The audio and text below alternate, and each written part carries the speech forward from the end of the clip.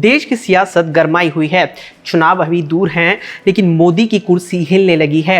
राहुल गांधी ने भारत जोड़ो यात्रा के जरिए एक बड़ा राजनीतिक एजेंडा सेट कर दिया है। इसका इम्पैक्ट देश की सियासत को बदल सकता है। जब से भारत जोड़ो यात्रा शुरू हुई है, बीजेपी के साथ विपक्षी भी परेशान हैं। लेकिन बीजेपी तो छोड़िए, संघ प्रमुख मोहन भागवत भी एक्टिव मोड में हैं। इसके पीछे की इनसाइड स्टोरी क्या है, किस समीकरण को बीजेपी ठीक रखना चाहती है, इसे समझेंगे तो आपको पता चलेगा कि मोहन भागवत की मुस्लिम नेताओं के साथ बैठकों का मतलब क्या था। फिर ये भी आपको समझ आएगा कि सूचना प्रसारण मंत्री अनुराग ठाकुर ने ये क्यों कहा कि मेन स्ट्रीम मीडिया नफरत फैला रही है, और मोदी के मंत्री का बयान सुनने के बाद देश की सर्वोच्च अदालत ने भी एंकरों को नसीहत क्यों दी। पूरी कहानी समझने के लिए 5 मिनट हमारे साथ बने रहिए। देश में मुसलमानों की आबादी तकरीबन 20% है। नेहरू, इंदिरा और राजीव के ज़माने में मुसलमान कांग्रेस के कोर वोटर थे। फिर मंडल का दौर आया और राम मंदिर आंदोलन चला। यूपी, बिहार और देश के तमाम राज्यों में क्षेत्रीय पार्टियों का जन्म हुआ। मुसलमान कांग्रेस से दूर हुआ और वो क्षेत्रीय पार्टियों के साथ चला गया। Sapa, Basapa, RJD, JDU, left और ममता बनर्जी को मुसलमानों का ज़बरदस्त समर्थन मिला। पूर्व प्रधानमंत्री राजीव गांधी की हत्या के बाद से ही कांग्रेस लगातार कमजोर होती गई, और यही दौर था जब मुसलमान कांग्रेस से छिटकने लगा। जैसे जैसे कांग्रेस का मुस्लिम वोट बैंक टूटा, बीजेपी मजबूत हुई और क्षेत्रीय पार्टियां भी। इन्हीं क्षेत्रीय पार्टियों ने कांग्रेस के साथ गठबंधन किया और सरकारें बनाई। कांग्रेस लगातार कमजोर हुई। अब आ जाइए साल 2014 में।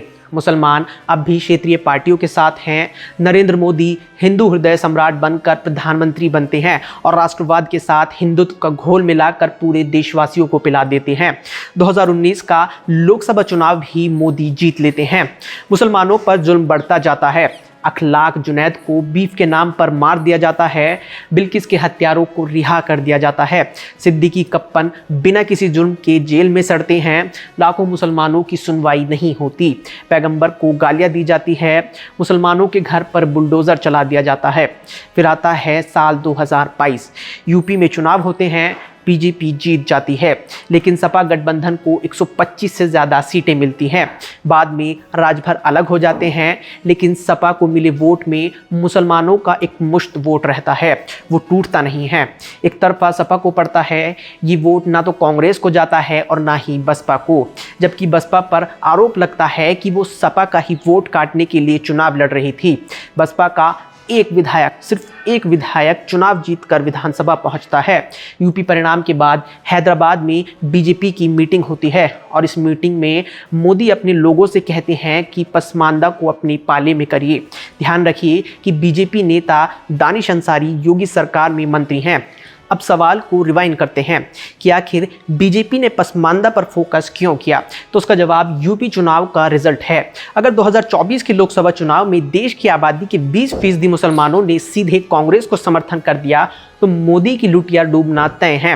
कांग्रेस आराम से 2024 में 150 से ज़्यादा सीटों का आंकड़ा पार कर जाएगी।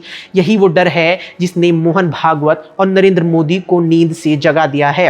टीवी चैनलों पर लगाम कसने की बात हो रही है। भागवत मुस्लिम नेताओं के साथ मिलकर सामाजिक सौहार्द बनाने की बात करने लगे हैं, लेकिन भागवत को याद रखना चाहिए कि 2014 के बाद बीजेपी को मिली सियासी सफलता मुस्लिमों से नफरत पर टिकी है। अगर मुसलमानों की इतनी ही परवाह है, क्या नुपुर शर्मा को जेल में डाल दिया गया?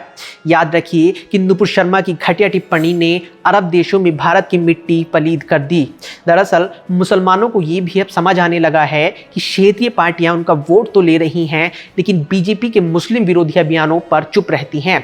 बुलडोजर घर उजाड़ता रहता है और अखिलेश, ममता और नीतीश चुप रहते हैं। वोट देकर भी पिसता भी अब्दुल ही है। ऐसे में मुसलमानों ने कांग्रेस का समर्थन किया, तो 2024 में उसकी सफलता का रंग और चमकीला हो सकता है।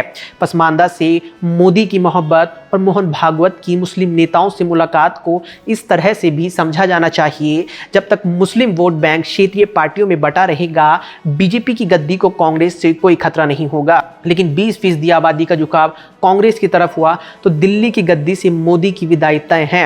यही वो डर है जिसने मोहन भागवत और नरेंद्र मोदी की नींद उड़ा रखी है। 2024 की सियासी जंग से जुड़े मुद्दों पर दो टूक विश्लेषण के लिए हमारे चैनल को सब्सक्राइब करें, वीडियो को शेयर करें और अपनी प्रतिक्रियाओं से हमें अवगत कराएं। आप सबका शुक्रिया। नमस्कार।